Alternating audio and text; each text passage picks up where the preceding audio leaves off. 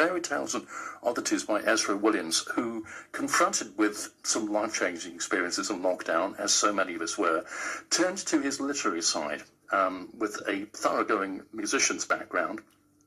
Like Marina, taking it in new directions here in the literary sense to the world of the phantasmagorical and the sometimes downright disturbing, but in a very, very good and essential way. It's one of the most fascinating reads I've come across in a long time. Ezra's going to read from this mighty tome in a wee while. Here's the first leg of our conversation early today at the Crown in Blackheath. Blue skies smiling at me, nothing but blue skies do I see.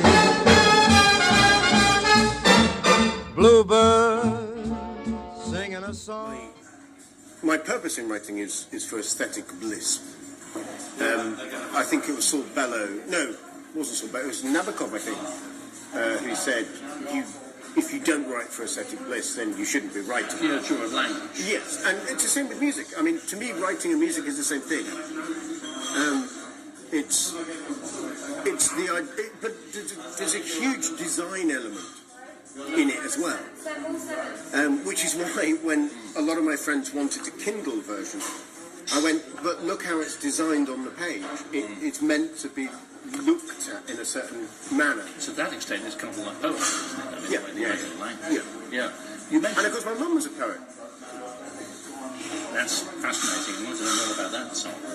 You mentioned off mic that the Wagner, the Midas thing, is referenced in one of the characters, several characters here, and the kind of medieval Ruritanian guild feel that inhabits some of the more mythological stuff here. Is your experience of opera influential on your sort of choice of political weather in the story, obtrusive cultures? Are we moving into this kind of slightly nebulous realms for a reason? In terms of opera, I mean, yes, I mean, opera informs everything I do. I mean, there's quite a few allusions in the book to operas. Of course, in The Town That Will Never Be Completed, Mice Singers is a massive influence. And that's one of the... I was originally going to actually put a thank you note at the end, but I didn't. Wasalka as well, of course, the water sprite. But I didn't set out for the book to be magic realism. I didn't. I was wondering what you thought about that as a movement, because there you have whole swathes of the world, and some people have invoked Philip Pullman in that extended Harmon too, where, you know, we don't particularly have an English mythology or folk tradition to poke at, whereas other countries do. Yeah, but there's great authors writing in English who mine well, I mean, I've stolen Estonian fairy tale in the book. The book's called Fairytales and Oddities, but the majority of them are made up. But there are one or two that are actual fairy tales. King of the Cats is an actual fairy story. I think it was Hans Christian Andersen, actually. But obviously I retell it and I bring in my own grandparents and I twist it into an adult setting. The Estonian one is The Town That Will Never Be Completed. That's a proper fairy story, but it's just the fairy story ends with the threat of I will flood the town if you don't answer the question correctly. So I took that and went, what if the guy answered incorrectly, but then the guy decided to twist it, and again, it comes back to male manipulation. So he manipulates the whole situation because to abuse a woman, although the irony is that at the end he doesn't abuse her. He tries to, I mean, he behaves appallingly, let's not gloss over that.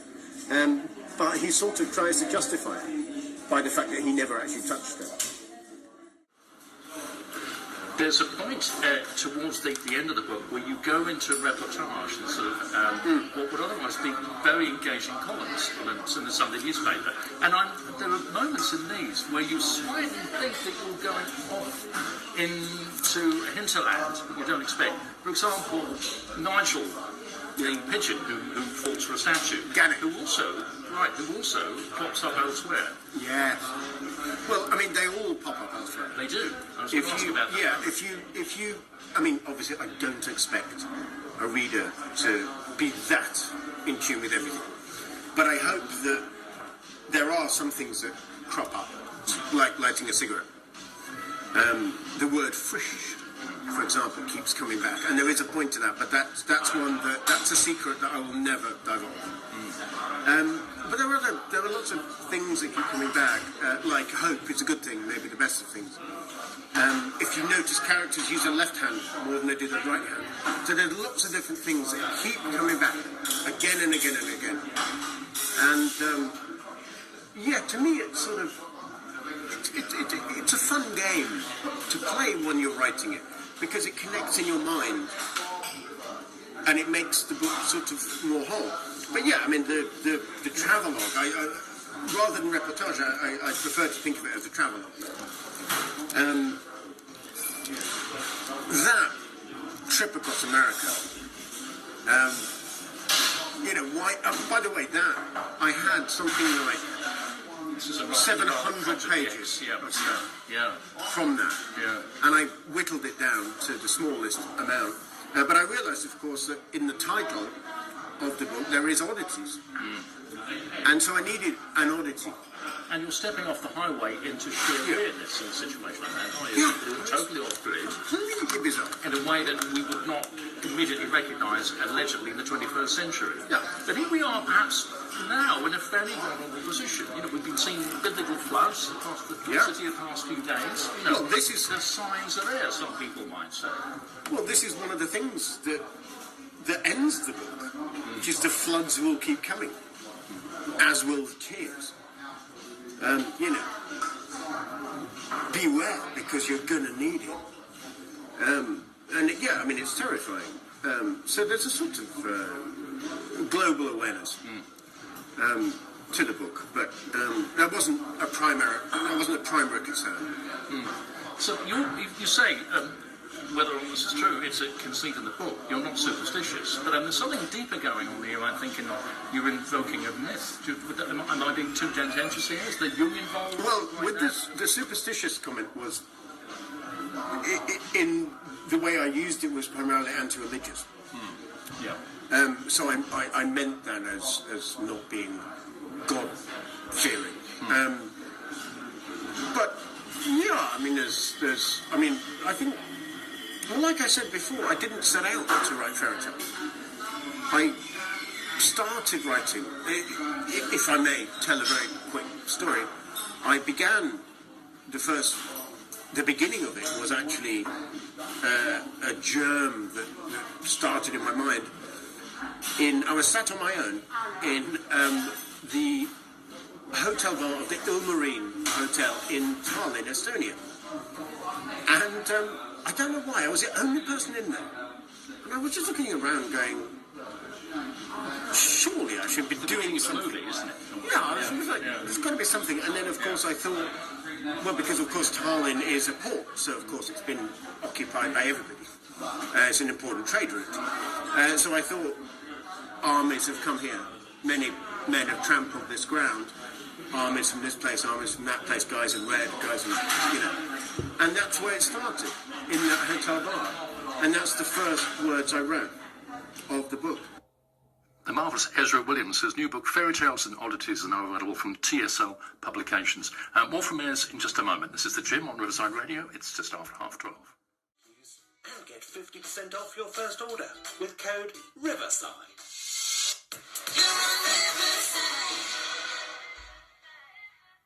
So, just over the way from the Crown in Blackheath is the rather resplendent All Saints Church, where there is a little music festival going on this weekend. Ez was part of it on piano with a very fine cellist, and on soprano lyricism provided by Drea and Lane.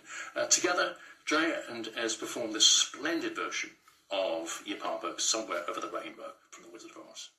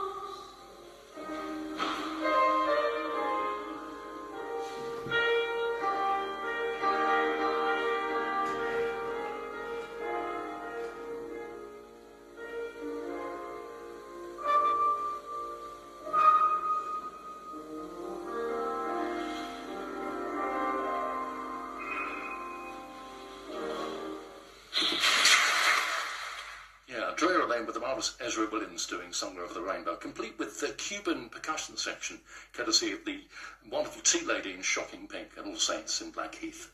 Essential rhythms, you might say. Back to Ezra in conversation now, The Crown in Blackheath.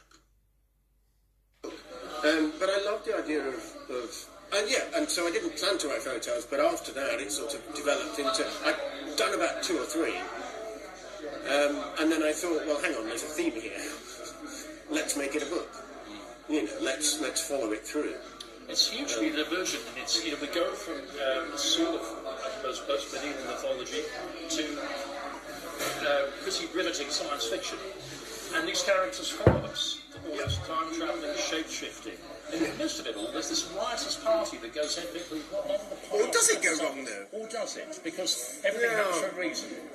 Well, I don't know. I quite like the idea that the party sort of ends. That's my kind of P.G. Woodhouseian sexual farce.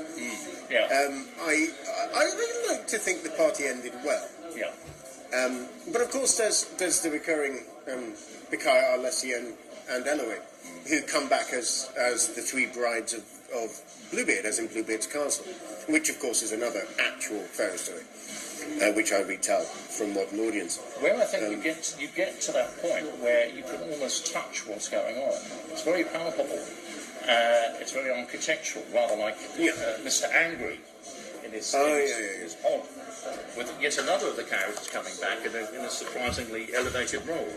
Well, nobody yet has actually understood.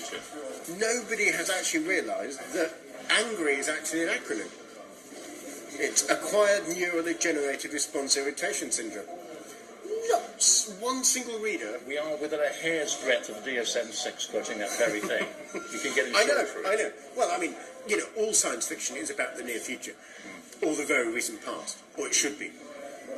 J.G. Ballard was, famous for that.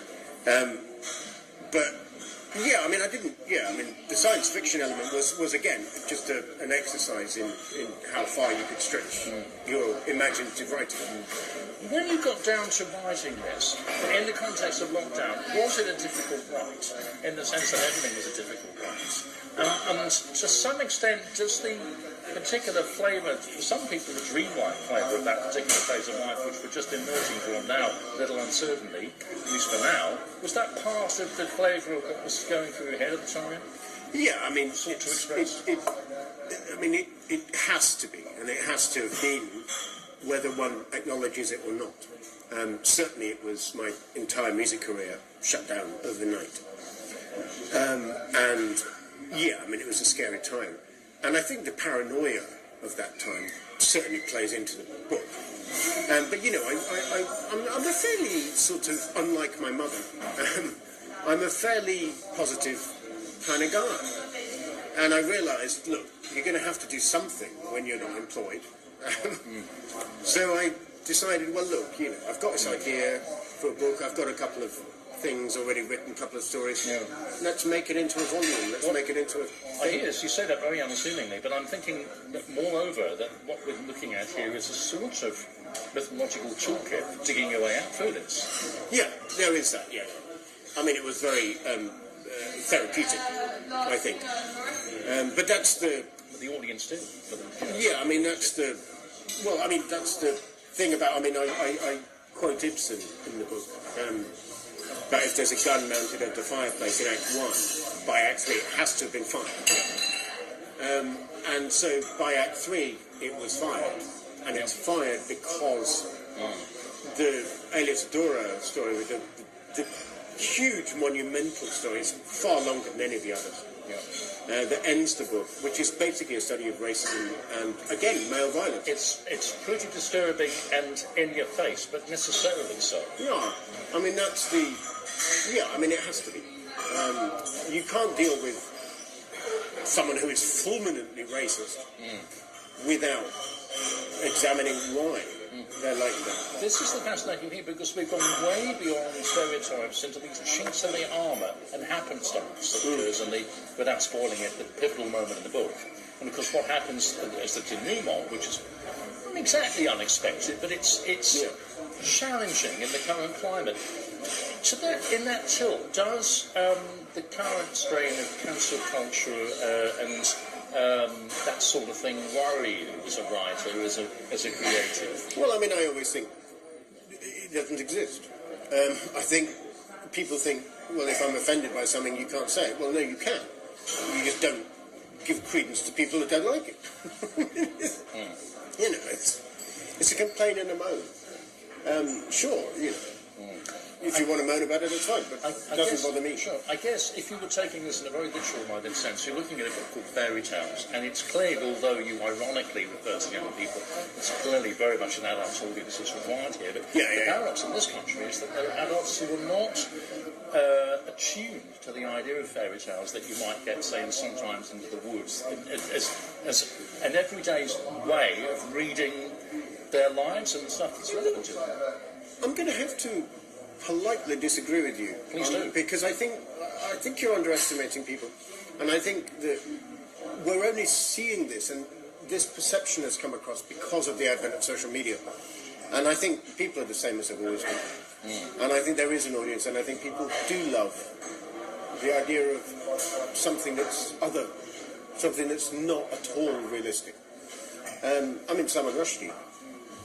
If you've read any of most of Rushdie's stuff, Luca and the Sea of Dreams is I mean, it's extraordinarily beautiful. But as I keep saying, didn't set out to do magical realism at all. Curious how things work out, isn't it? Ezra Williamson, very good, unassuming literary company there. The new book is Fairytales and Oddities, more in Injury Time for that conversation with Ez. Thanks again to The Crown, and indeed to All Saints in Blackheath earlier on today in the baking heat, which itself is a little bit phantasmagorical. Now, there's some illustrations, which we'll talk about again in Injury Time, by the illustrious Steve Puccileris, assisted by Andy Williams, no relation. And these take us in the general direction of graphic novels and that particular aesthetic, which seems to form, again, electronically, a band Steve, I believe, is associated with, has done many various things. This is the Brood Mechanicals with the lab equipment, or part thereof.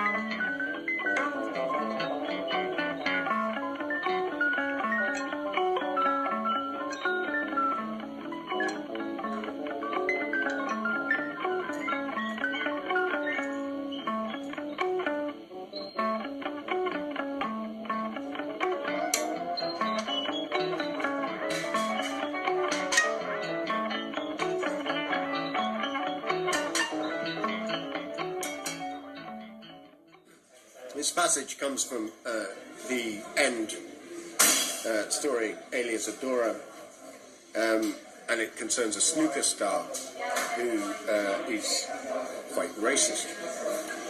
The final years of the Maelstrom's professional snooker career had been pockmarked by well-publicised outbursts. The time Milo headbutted the only black player on the tour, a sepulchral Muslim with a refulgent beard, whom Milo accused of leaving tiny wiry hairs on the table post-shot to disrupt his play. The time he was sent off for mooning a visiting business delegate of potential African sponsors. The time he outraged women's groups by holding his cue in front of his trousers and miming athletic sexual action 2 feet behind a female referee. It wasn't pretty. None of it was pretty. Milo was still sore about that last one, though. He claimed the setup. If female groups had infiltrated a match, he argued, then they simply had it coming. They couldn't have been there for the game. Obs. Incredibly, none of these misadventures seemed to dent his fan base, which, if one could reasonably gauge by what one read in the press and online, was louder and stronger than ever, now that he was no longer winning matches on a regular basis. It should be noted, however, that Milo was a legend on the circuit. Despite having won only 3 ranking titles during a 20-year career, the Maelstrom was 12 times a World Championship semi-finalist and 15 times a Master semi-finalist. More than once, he had had a wonderful and inspiriting fight back from many frames down and had delivered his share of incredible shots. 5 YouTubed masses, crawls, drags, run-throughs, deep screws, reverse doubles, double kisses, jumps, swerves, stuns, controlled cannons, controlled safeties, rescued backspins, PKs, pushes, plants, check side, carons, plain ball runs. Hell, for a while, even his miscues were news. His matches had often gone on well into the wee small hours of British TV, and perhaps this was part of the appeal. If enough people watched you being brilliant while they got drunk, anyone could become a hero. Alex Higgins and his lamentable difficulties back in the day, barely the start of the, I have to say, pretty repellent Milo, whose fork in the road moment at the final story of Fairytales and Oddities is a flood. Gentle reader, read on. It's disturbing, but it's brilliant, and it's occasionally darkly snorkful. Ezra Williams' Fairytales and Oddities, more in injury time. Now,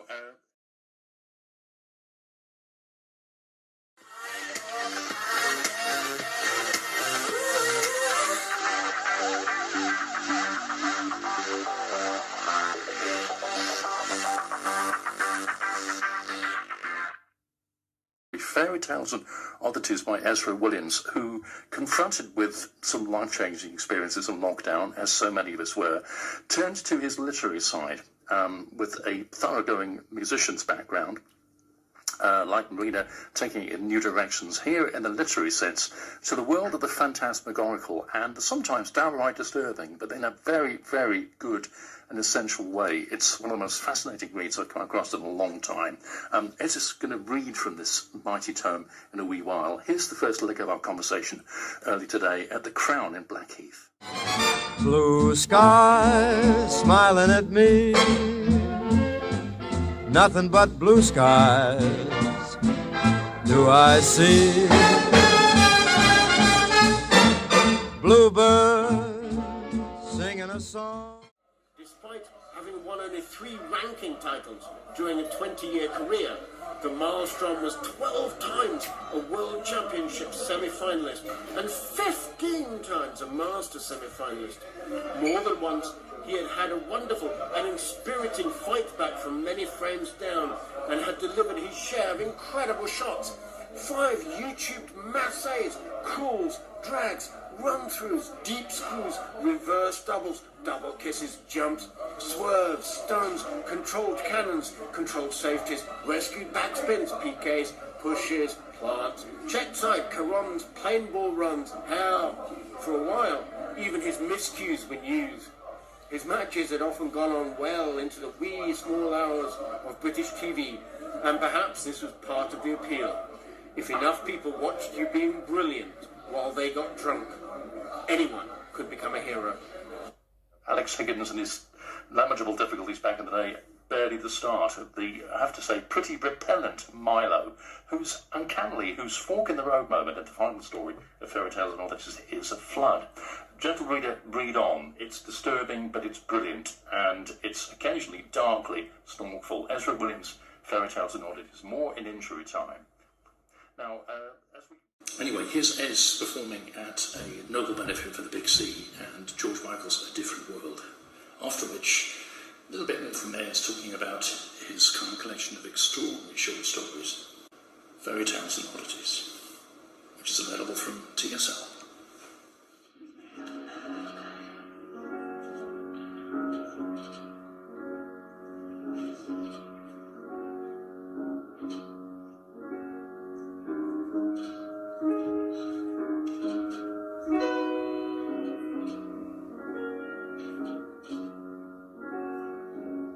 I'd say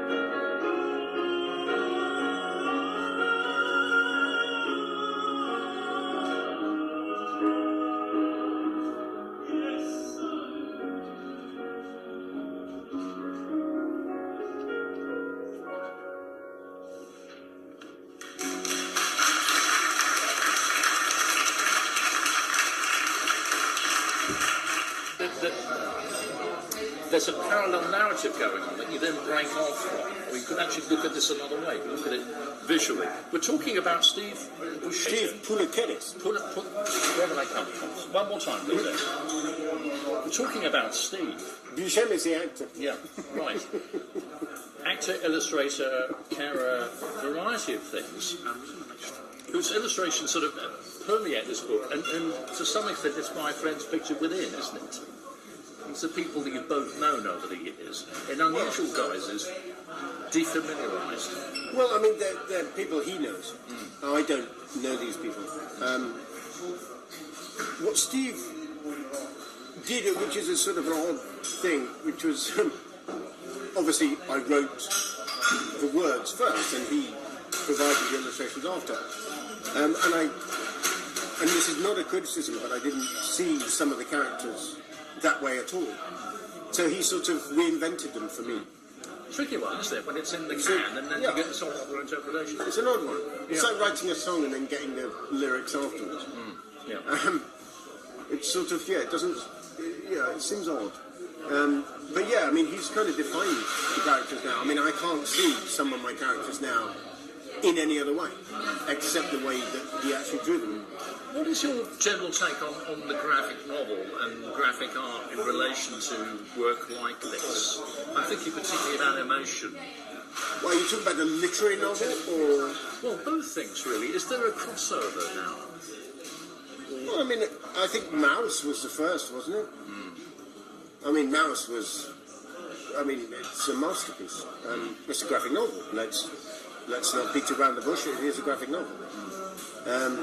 And yet dealing with some of the worst things of the 20th century. And it was, I mean, it's a masterpiece. again, I didn't plan on having illustrations for the book at all. But as I said, Steve Pulakidis has done a wonderful job, and his illustrations can be looked at from different angles, different degrees. Check out the cover, for example, upside down. Kind of interesting. It looks like a star.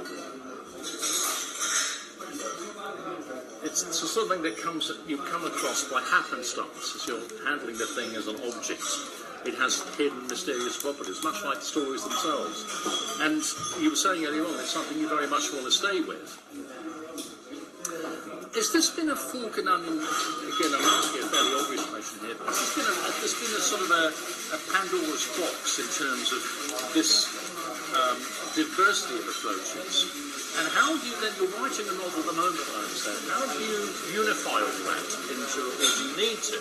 Or do you go into some Finnegan's Wake kind of mode and you can have a narrative that is coming at you from various directions? Well, first off, I just want to say that my Fairytales and Oddities is a much easier read than Finnegan's Wake, which had just come out on audiobook for the very first time, apparently. No, I mean, the two are not connected. I mean, the Fairytales and Oddities is connected character-wise and maybe pro-soul with my first book, Losing Henry. But the new novel, Waldschmidt, A Ghost Story, I may have to rethink that title. But at the moment, it's called Waldschmidt. It's completely different to anything I've ever written. No characters same. The prose style is radically different as well. But I always think that, I think of myself as a prose stylist. You're writing to a different brief, as it were. Yeah, I mean, the style is everything for me. Yeah. Plot, language, everything is important, but style for me is absolutely everything. Without style, you have nothing. If you're writing my kind of stuff. And some of it's kind of voice-driven. The thing is, to say the obvious thing, you've got substance as well. And what you seem to be saying is that one begets, to some extent, begets the other. If you're that concerned with how words work and how they stay with you. Yeah, I mean, it's beauty of language is the thing. Aesthetic bliss. Yeah. This is why Lolita still is one of the greatest books ever written. And it's his second language. It wasn't even his mother tongue. Yeah. It's still... Says the opera singer who regularly dives into Italian, German, whatever the gig requires. I don't have a problem with different languages, learning them. But I couldn't imagine writing in another language. No. I mean, that would be... Natural extension, I would have thought, if you further enough into it. One would hope, but... Yeah. No, I don't think I'll ever write in another language. I've written in American, which is different in terms of punctuation and spelling and the way that things are paragraphed. American is a different language to English. But that's about as far as I go. They always say, don't you, you have to you have to think in the language to actually master it, rather than simply recite it. Well, I'm gonna quote Nabokov here and say that translators, if you're translating a book, the translator must be, and he gave 3 points, and the last one is very contentious. The first one is the translator must be extraordinarily good in the into language, must be pretty good in the out of language, and also a man.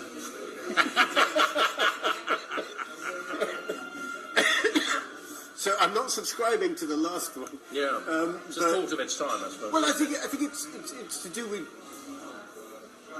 song in prose, to do with female song, which is a famous person once said, you can look it up.